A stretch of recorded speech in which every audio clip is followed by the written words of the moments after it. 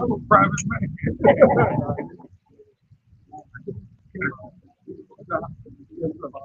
Out there, brother.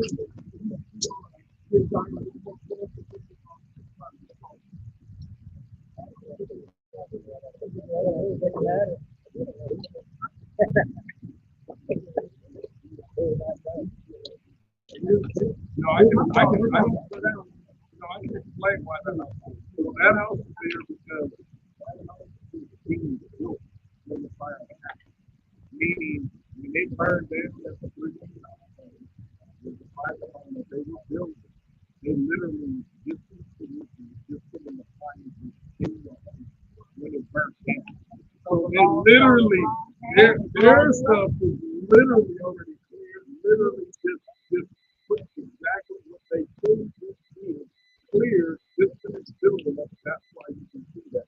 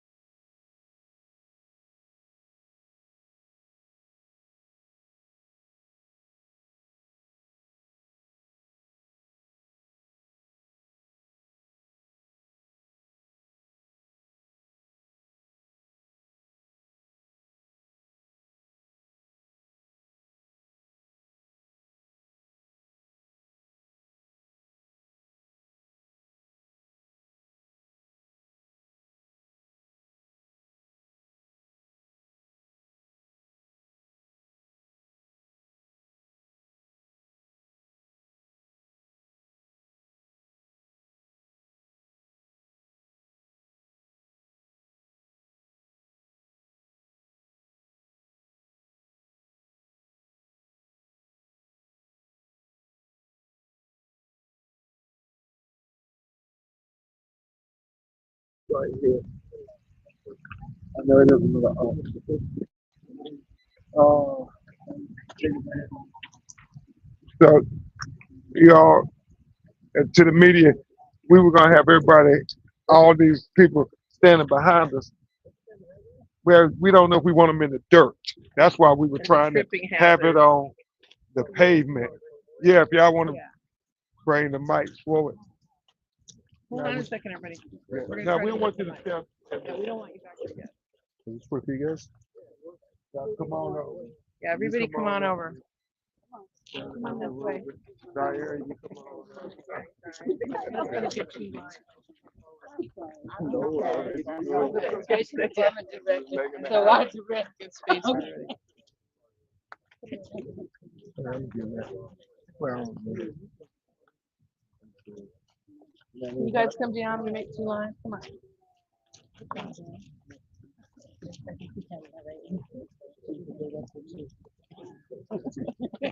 I don't pardon my back. No, I'm just kidding. I'm fine. where's Trevor? Right there.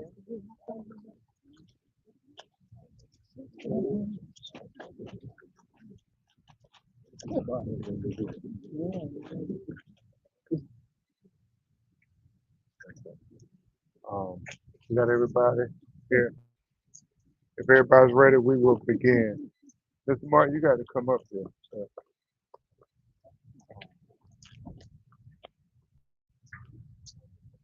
Good morning. I'm attorney Ben Crump, along with attorney Ann Andrews of Andrews and Thornton and attorney Camila Moore with Crump Law Firm and our legal team. We have the honor of representing many of the citizens of Altadena who lost their homes in the devastating wildfires. And even though it has been very challenging for them, we stand here this morning, Altadena strong, Altadena strong, Altadena strong, Altadena strong, Altadena strong. And we're here standing in that strength to try to address the legal limbo that many of these families find themselves facing as they try to rebuild their homes and not be swindled out of their property, their family property, that for most of them, Attorney Andrews represents generational wealth. Their mothers and fathers had these homes and they then bestowed it to them, and it is their intention to bestow it to their children and grandchildren. But to be able to do that and to rebuild, first they have to jump what seems to be insurmountable odds, dealing with county permitting and the many things that are now being required.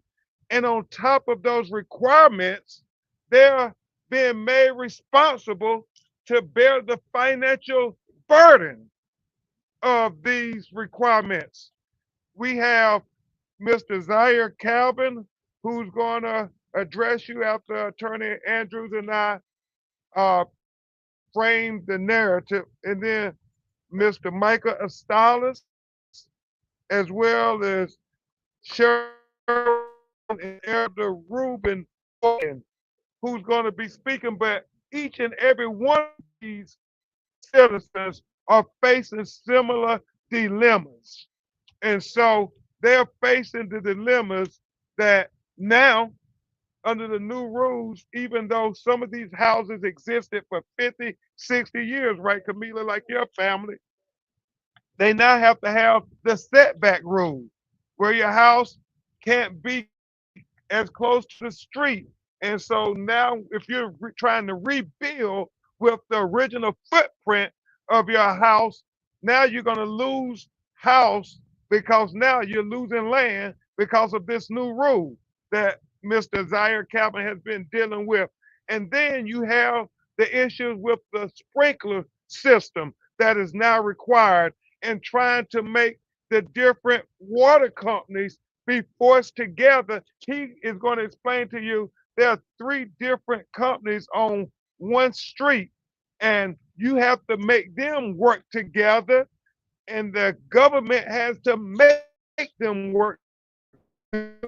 So people can meet this new requirement now of having a sprinkler system before they can get their permit to start the rebuild. And then you have the requirement of underground utilities that absolutely should be Edison's responsibility. Pass that burden on to the people. I mean, it's one hurt after another. And then on top of all of that, you're going to hear from Mr. and Mrs. about how it's the burden of the people to rebuild and not you your down to the county. Don't know soil, and then how do we know if it's a positive test? Who's going to pay to remediate and remove it? That's not our responsibility. Just because we want to rebuild our house on our family property, shouldn't that be Edison's responsibility? The people who were the proximate cause. So we want the government to help the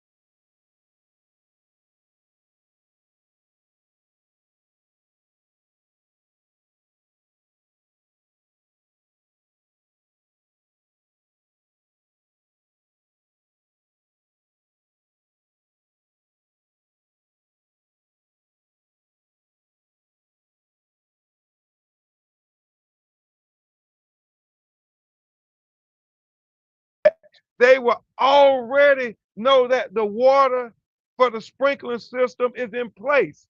They will already know the rules of the setback requirements. They will already know that we're not going to start building only to have Edison and them then come and tell us we got to knock everything down that we did because you don't have the underground electricity. This is about Altadena community being able to overcome this legal dilemma, what the citizens are calling they're in limbo. They want to stay.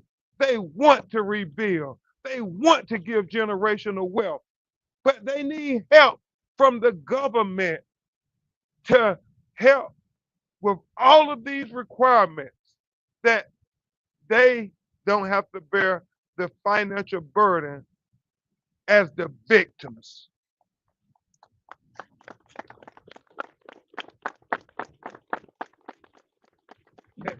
And with that, I'm going to have my great co-counselor, attorney Ann Andrews, who has dealt with wildfires here in California and Hawaii and can speak most knowledgeable on the things that they're facing before you hear from some of the people themselves. Attorney Andrews. Thank you. And thank you to the press for coming today because we want to call attention to, before we even get to some of the permitting issues, some of the general health concerns here that are going to be shared by everybody in this community. And they are as follows: independent testing agencies and independent reporters have found that high levels of lead exist in properties directly burnt by the fire, in properties in the perimeter of the fire, though not directly burnt, and in surrounding areas in high levels. Of the samples tested, reports are coming back from these samples in the high 30s, 37%, 36%, 38% of all the testing done are reporting high lead levels. So what does that mean? That means that the entire community has to address the safety of the lead. And where did the lead come from? It melted into the ground from the homes that stood here that were built long ago, when lead was not thought of as a dangerous environmental element as it is today, and it is heavily regulated today. So we say to the county and to Edison that you must address this problem wholesale, and that you must provide safe conditions for these people to rebuild, for their children to live, for their schools to safely operate, for the health and safety of everyone in this community, not just the young and the old with health concerns, but to all people that can safely re-inhabit this community by addressing the lead contamination issues of the ground and doing it on a wholesale basis to protect all citizens of Altadena. So we're calling attention to that issue today that can be addressed, but has to be addressed. The cost of it, the remediation, if you have high level content, a whole other kind of expense. And to safeguard each and every family that's going to rebuild, they need assurances of how that's going to be done and how it's going to be paid for. It's not inexpensive. So that we wish to call attention to that. And with that, I'll turn the mic back to Attorney Crump to call the speakers to address other concerns. Thank you, Ann, for being dogmatic. Yeah, give Ann a round of applause. They have been dogmatic and just writing letters, calling the county and government officials to say, we got to address these issues because our clients keep calling us about these matters and they're getting no answers. And so we got to make sure the people in power understand that the power of the people demands a response, demands a response. And with that, this young man really is the embodiment, the spirit of Altadena Strong. This is his family's property. They have 5 homes. He tragically lost his sister in the fire. His mother still wants to come back home to Altadena before she leaves this earth. She's getting up in age, and he's promised that his family will be back and everybody's family will be back. And I tell you, he's just been a blessing for so many, even beyond his family. Mr. Zaire Calvin.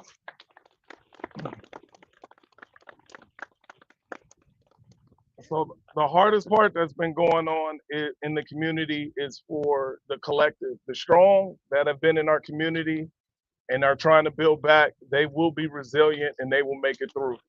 The part that we're speaking of is all the others, the elders, all the people who keep talking about they're tired in these moments, and all these new regulations and procedures that are coming up for them to have to rebuild and have to go through all of these processes is daunting to them. They're tired and they need help. That's why we need a collective. We need the county and to focus on the infrastructure so everything could be built back collectively. Mm-hmm. We need the water companies to come together and so we can have a robust water company that can actually serve us, to give us water, because we didn't even have water on the night of the fire. There's a fire hydrant right across the street, and it's because their infrastructure, they're not talking about this, but their infrastructure is not together. The reason they don't want to come together is because a couple of their CEOs want to keep money in their pockets and don't want to lose their job titles. And we're talking about individual people.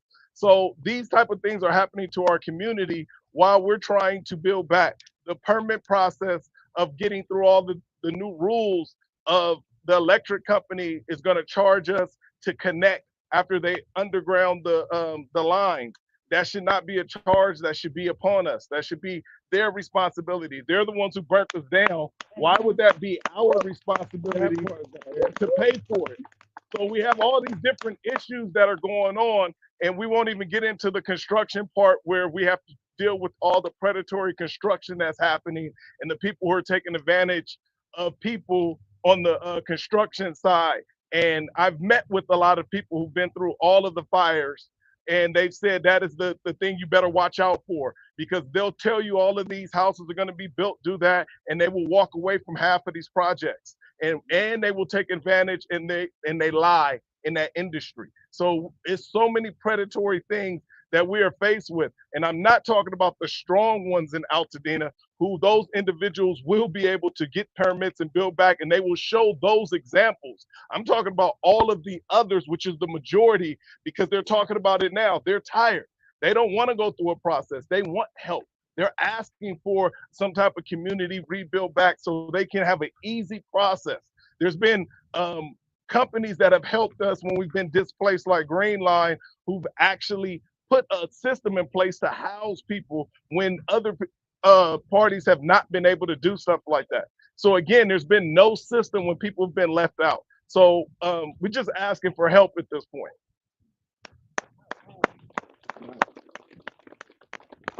Yeah. Thank you so much, Zaire.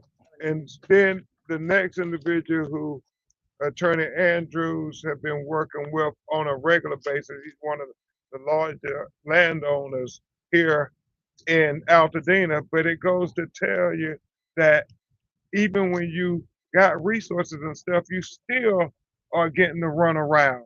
And so, Ann, I don't know if you want to say Yes. something about that before you introduce our next speaker. Yes, so in anticipation of today, in the thoughts that we've been sharing with the community, we wrote a letter to the supervisor here, signed Catherine Barger, asking her for a meeting to address many concerns you're going to hear about today. But to talk to you about some of the other challenges, we brought today Michael Estalis, who's been in the Altadena community with his family homes and with being one of the larger owners of the blocks of apartments that provided housing for decades to people who needed to live here and needed more affordable housing. Michael Estalis is a professional builder. He's been in this business for many years, and he is here to tell you about some of the challenges with the permitting. Michael, why don't you come forward and address the press on what's happening here with your experience? Thank you, Michael. Hello, I'm Michael Estalis. I'm an immigrant here from a communist country. Came here when I was 21 years old, and I struggled ever since. So I fought those people, and now look like we have another fight on our hands. I lost 18 buildings here, including my home, to the extent about, I say about $18.6 million, which was basically everything I almost had here. And I was providing mostly low-income housing. I didn't go through the government or anything like that. I accepted Section 8 housing. And, I offered many like elderly people which didn't have a mean until they got into a Section 8 or something that. So, you know, it's really, really destroying. I built since 1978. So, and I did tract homes, shopping centers, apartment buildings, etc. When we started building back in the late 70s, early 80s, you could go in with a regular 7 by 11 piece of paper with a schematic of what you want to build. You went over the counter at building and safety, and you got something called the Type 5 sheet, which had all the requirements and the drawings of how you're going to build the house, and you got the permit. Now it can take sometimes up to a year or two to build a garage. This is how bad we got, okay? And now we are at the worst challenge, I would say, because people do not understand, you know, how big this is. And the fact that you will have, you know, all kinds of people here, streets blocked, you know, fights, etc., and will be very, very, very demanding on the homeowner. The biggest problem is that the building departments got very, very entrenched in what they were doing lately, and the politicians got into the building process. So, what they have to do, either get out of the way or help you guys and me. Okay. Uh, and meaning, they have to really speed up the process of giving permits. When they say like for like, you have to go actually through a process of proving, to the planning department what you had there before. Now, the planning, most of the time, they trying to send you to the assessor's office, okay, to see what you had, what you were paying taxes for. And, the assessor's office actually wasn't very good on keeping records. So you kind of screwed my expression, because no matter what, some houses were built, 100. My house was built like 107 years ago. And for me to prove, that somebody built during that something, yeah, yeah, or added to it, I have to go through, forensic studies with the assessor's office. And I'm waiting for that before, with a set of plans for over 3 months. I have to still wait for them to clear up their process. How do we get to something like this? And you guys will have no experience. How are you going to do it? Thank you, You see? Michael. So what I'm trying to say, you guys have to really, really protest and ask Miss Barger to really, to keep their us. money where their, mouth is, because they keep promising. They promised and promised and promised, and nothing really happened. It's too much lip service and very little action. So, as far as the utility companies and the water companies, so we will be forced to, let's say, have sprinkler systems. What happened here on the 7th to 8th, I actually drove to the fire in the morning. There was absolutely nobody, no firemen, nothing. Okay. 3 of my buildings went on the 8th, because they had no water. So who's responsible? I mean, there's people who, manage our water. We pay taxes, guys. Okay. I paid over $2 million in taxes since I own these buildings, and I'm supposed to get something from the fire department for that money. Okay. And we don't. So the only way we're going to get something is to really get organized, put some pressure on people. And, we have through the famous attorneys here, and hopefully they'll help us do that. We will. We Now, will. yeah, We as far promise. as sprinkler system, if whatever happened the way it happened now, no matter what water system we had, we would have had run out of water. I think, and I've been pushing this for a while, we should have reservoirs, and the system today is very inexpensive, to actually have some local reservoirs to actually, when something like this happens, the sprinkler, the external sprinkler system takes over and keep our houses safe.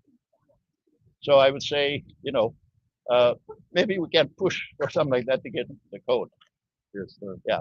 And Well, it's part of a master plan for rebuilding a community safely. yes, Wouldn't you agree? yes. Thank you, Michael. I think Okay. we're gonna have some other folks. Thank you so much, Michael Scholars, for being a blessing to Altadena in the past and in the future. Well, I Because hope we're going to rebuild Altadena. Defend this out the Lord gives. Yes, sir. Yeah, y'all give them another round of applause. And it's not lost on any of us that this is the 20-year anniversary of Katrina. And many people are saying if the government doesn't help the citizens in the community of Altadena, that Altadena will become California's Katrina. And so we have to fight with everything we got. I don't care how many press conferences we have to have, but we can't let them sweep it under the rug like they did all of those people in New Orleans. And all those black citizens lost their property, their homes, their generational wealth. And if we're not careful, this is what will happen in Altadena. What is it, Attorney Andrews and Attorney Moore? Over 2,000 people have requested permits, and only 248 have been given out. And so if that disproportionate percentage persists and only those people who got permits can build back, what will become of Altadena? That's what this is about. That's why Altadena Strong has to mean something. And it means something when we all stand together. That's the people and the leaders. The people are standing up. We're the leaders. That's what we're demanding. That's what we're demanding. The final individuals you'll hear from, they're a little shy, but they, as Mr. Calvin said, they represent the others who are struggling to try to rebuild, struggling, trying to hold on to their property, struggling to try to give their children generational wealth. It is a struggle. And we're at take your questions after them, but you're going to hear from Miss Cheryl Rubin and her husband, Elder Rubin, who are going to address you about just their very elementary dilemma that they are facing every day. So, Miss Cheryl and Elder Rubin, y'all please come on up. Yeah, you can speak as loud as y'all can. You want to start off, Miss Cheryl, about how long y'all been here? Oh, Say your name. I'm Cheryl Boykin. I've been up here 35 years. My house was not generational wealth. It was earned wealth. I had worked a lot since I was 14. And Altadena was a dream. So, though it wasn't generational, it was my dream. And it is gone. And the expense, of course, is not covered entirely by insurance. The dreams that you put into your house because you had earned the money to do it, I can't get that back. But the views of the mountains and the view of looking down into city, I'm hoping to get back real soon. Not 2 years. I'm 77 years old. I have no idea how long I'll be able to see that. So I'll turn it over to my husband before I start We crying. with you, Miss Boykin. Okay. We with you, Elder Boykin. We appreciate all the passionate statements, but when you pray, I was told you got to have some feet under it. Amen.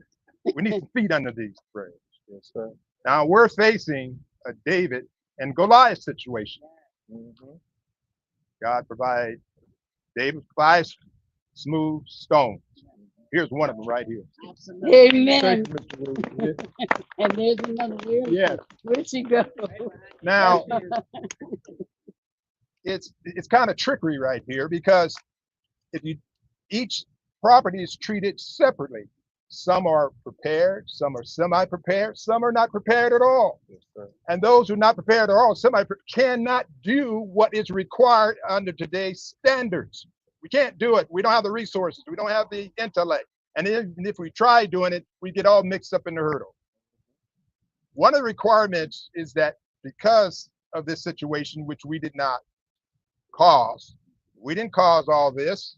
Look around you. We didn't cause this. Because of this situation, we're required to clean up the mess. One of the mess is toxic. Well, we got a solution for that. What I want you to do, Mr. Boykin, is go in your yard and dig wherever you can find some dirt, and then take that dirt down and see if it's tested. And if it's not right, I got to send you back because I'm looking for this. I'm looking for that. I'm 75 years old. My knees hurt. And I'm not a professional. I don't know what I'm doing. So, government, this is where you come into pay. This is why we pay taxes. We don't pay taxes for me to do your job. You can't individually send it out as if it's some sort of private thing. I'm not a private company.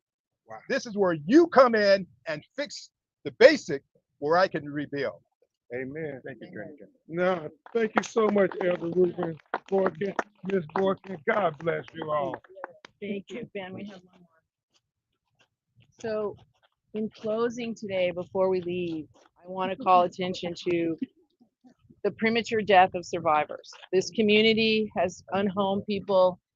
Can you just Amen. stand next to me? I I know know you y'all don't want wanna to say pray. anything, but I just want this people to see your face full of grief and pain. So we're here today in closing to honor and pray for the loss of lives of Betty Barr, who passed away on March 5th, 2025, Ivy Barr, who passed away on March 4th, 2025, Mother and daughter. Christine Robinson passed away on May 20th, 2025, and Catherine Hunter, who passed away on March 20, 2025. And the reason is because the disabled, the infirm, those that have health challenges that needed medical equipment that they could not afford to replace in the fire have expired prematurely from things that were stable. Yes, they were living a challenged life, but by losing the very things that kept them alive, breathing machines, certain things that protected their health, they have expired prematurely. And in God's name, we pray for the souls of those that have died and will continue to die, as being unhomed accelerates major mental health issues and major health issues. And to that end, we want to close with a blessing for all those who have passed prematurely and those that will, that we can't prevent unless we start this process. So, Attorney Crump. Thank you. Thank you. And Prayers to those families. we remember those lost, like Zaire's sister, Miss McClendon, and Trevor, mother, Miss Kelly. Miss Kelly was your friend. Yeah. And so many of our family members we lost. At this time, we're going to try to take your questions if you have any. Yes, ma'am. And I'm sorry for your loss. We all are. This is Zaire, question for you. You lost a family member during the fire itself. I just want to, make sure that, because it's a difference.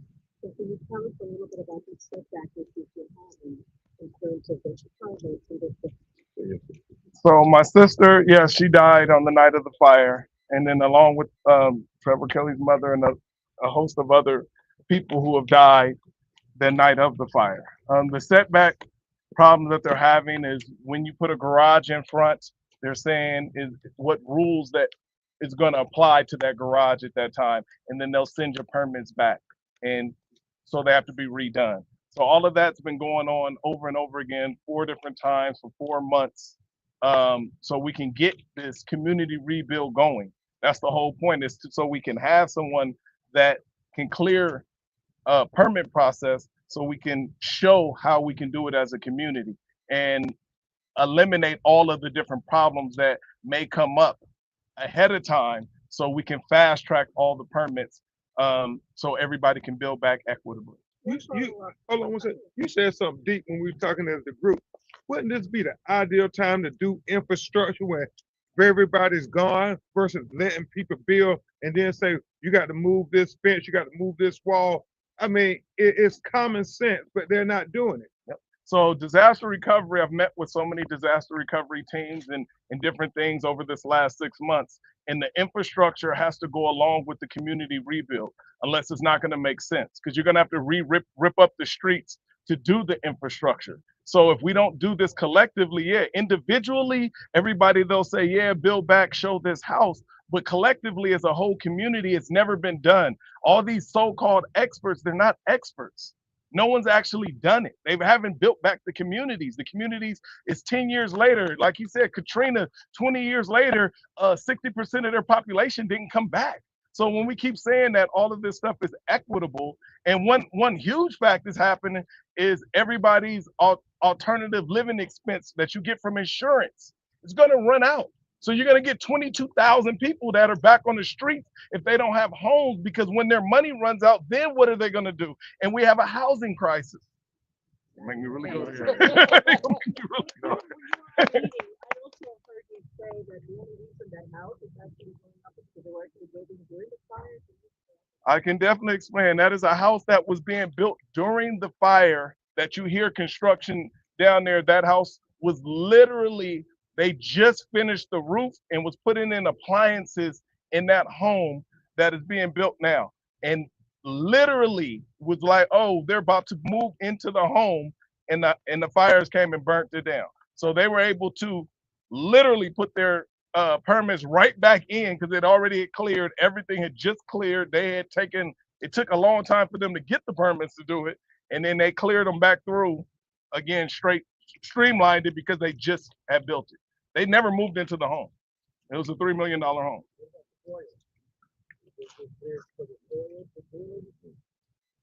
With the, yeah, we don't, yeah. James? Mr. Crump, James for KBLA 1580. Your message, and my condolences to your message has been very clear to government officials, specifically the supervisor. First question, have you heard back from the supervisor in your initial request for information? So Ben and I wrote a very lengthy letter with all that included all these concerns. We called Supervisor Barger's office to follow up. We all know how busy she is.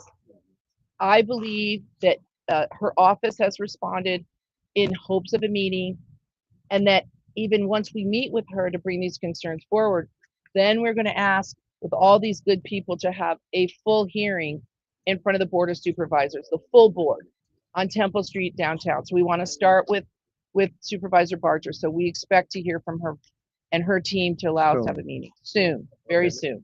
Question to Mr. Crump. I did hear back from Supervisor Barger this morning. She said, I recognize the pain and frustration fire survivors are experiencing, and they have every right to express their concern. My priority has been to continue to be pushing for a safe, efficient rebuilding process. That's how we'll deliver lasting relief and restore stability to impacted families. Do you agree with that statement? Is that what you're saying? I agree with it, but the actions have to match the words. And so when Zaire, Mr. Stalis, and everybody going in saying, hold on, you got these new rules, I'm about to lose my, you say I got to rebuild with the original footprint. I can't change nothing.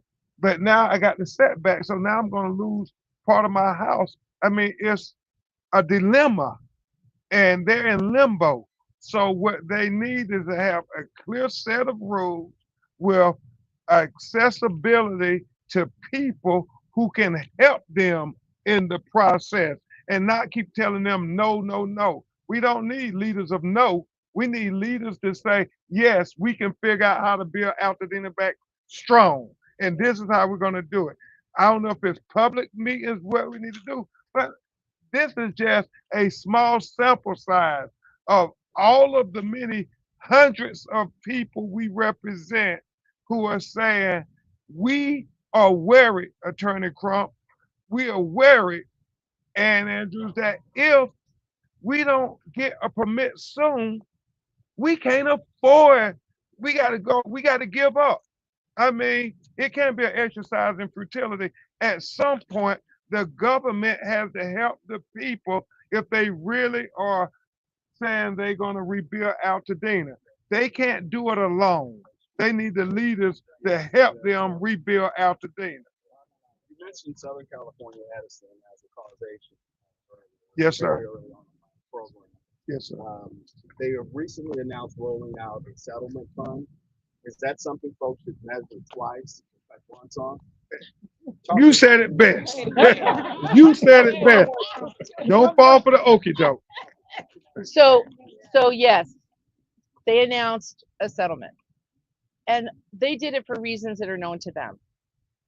We are we're in the discussion. We're being asked to join the discussion about, with those drafting the settlement, about what it might need to include. I can't comment on it because it hasn't been published yet.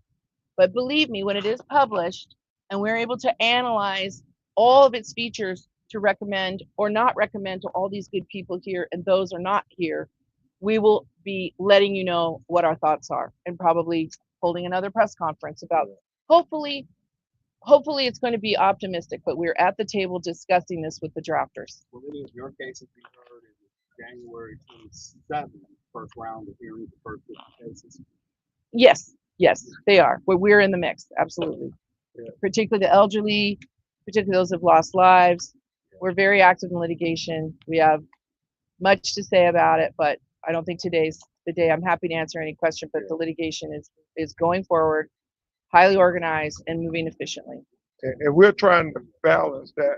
We represent 7 wrongful death cases and then over almost 1,000 property losses. So what you're trying to do is show respect, certainly for loss of life, but you do want property so people can get back in, James. So that's one of the things we're actively engaging the courts with to try to say, let's do everything in our power to hold insurance companies responsible, everybody, so these people can rebuild, because it's a terrible thing to lose your life in this fire. It's worse for people to feel like they're losing worth living, because some of them are old and there's, as Ann said, when you're unhomed, it becomes a health challenge. And that's what many people, Zaire's mother was on machines and they had everything stable. But Miss Barr, her mother and sister, they had everything stable. But now that everything's been gone, we believe they expired prematurely, that they had respiratory issues that they didn't have. And so these are things that are critically important that we have to keep bringing along. As of 2 weeks ago, Congresswoman Gina Chu attributed 431 deaths post fire. Mm-hmm.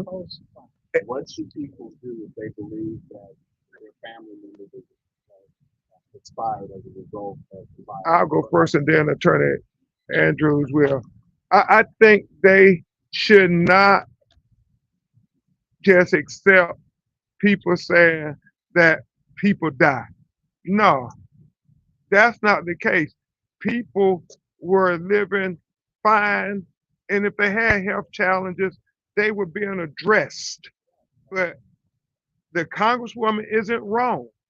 We, as a law firm, have said that we're taking these cases head on. And we know we're going to have to fight the insurance company and we're going to have to fight the energy company. Edison and them going to be trying to say, oh, you can't prove this, you can't prove this. And so what we're going to be looking to is to have as many of those 431 people come forward. If it's just 1 or 2, they try to say, they try to beat you into submission.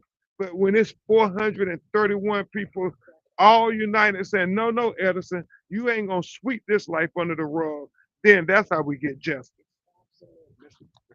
Can I just add to that? If you look at that number, and I'm sorry, I don't know the death rate for the average population before a fire in Altadena, but I'm pretty sure it wasn't 439 people in 9 months. So when you measure the rate of increase as a direct result of this fire, of otherwise people who were ill, had dementia, had problems, but families were taking care of them and they were stable. That is an outrageously huge number. Yeah. Yeah. Calvin, what's sustaining Well, what's sustaining my hope first is always God. So, having faith that, you can do things that's greater than you. And that's what's guiding this whole rebuild and wanting to bring the whole community back together is that's been the hope. People like Ben Crump and philanthropy have given a lot of hope, and we're going to need more of it because all of this is financial. As much as they keep trying to say all the different roads of why and how, even the county super, all that is just financial. Where's the money going to come from is what they're asking, and how is that going to be built back? So it's not about the actual lives. It comes to the financial aspect that we always lose, especially in the African American, Black and brown communities. It's the financial aspect that they remove from you. And when you don't have access to that, that is what makes you not be able to come back. And we just keep going over it. All the praying, all the other stuff, it's financial. So we're actually just saying, make sure we have the resources so we can come back as a community. And that's financial. I'm gonna say it 10,000 times. It's financial Amen. resources to make sure we can come back. Amen. And I would say what gives me hope and faith that Altadena is going to be built strong is Zaire Calvin and all these families who keep showing up when it would be so easy for them to sell out. I mean, I'm looking at this sign across the street for sale. All our clients are saying we ain't putting up for sale signs because Altadena ain't for sale. We're going to fight for our community. And that gives me hope. We got fighters on our side saying we're going to rebuild. Legal action against Zaire in relation to the Fairview fire.